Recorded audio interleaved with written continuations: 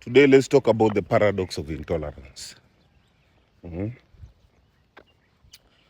The paradox of intolerance is the idea that if a society is endlessly tolerant of all views and behaviors, even those that seek to destroy tolerance itself, then tolerance can eventually disappear. And what does that mean? It means in trying to allow everything, a society may empower forces that allow nothing. You know,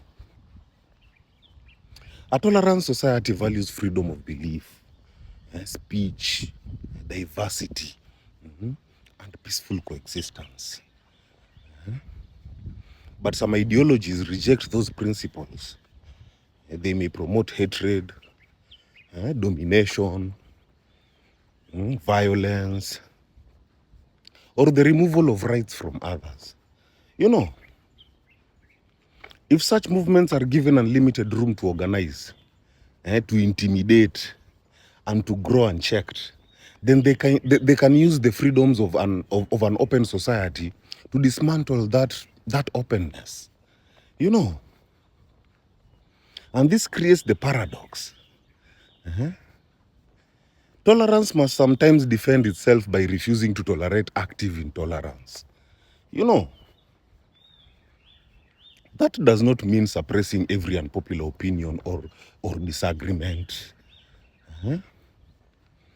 Healthy societies need debate, they need criticism, they need satire and dissent. The issue is not mere difference here, my friend.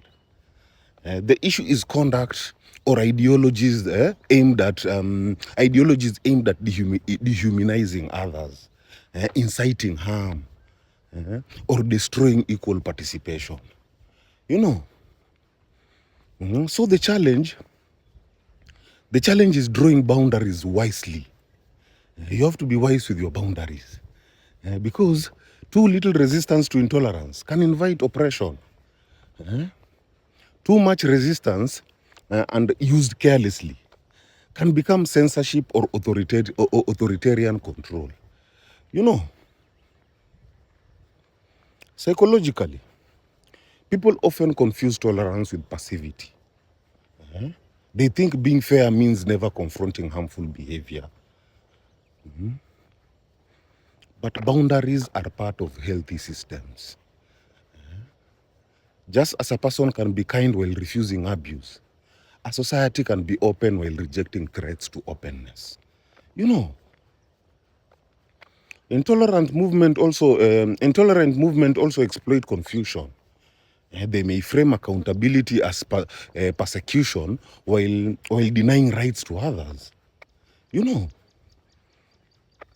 spiritually, compassion without discernment becomes weakness, while discernment without compassion becomes cruelty. Wisdom requires both an open heart and clear boundaries. You know, tolerance is strongest when rooted in dignity, not naivety. You know, like for instance, if you invite everyone to dinner, including the guest who plans to burn the table, my friend, you have misunderstood what hospitality is. In short, the paradox of intolerance teaches that unlimited tolerance can destroy tolerance. Open societies must protect freedom while setting boundaries against movements that seek domination, movements that seek violence, or the removal of others' rights. Real tolerance includes the courage to defend the conditions that make tolerance possible. You know, my people, hail. Hail.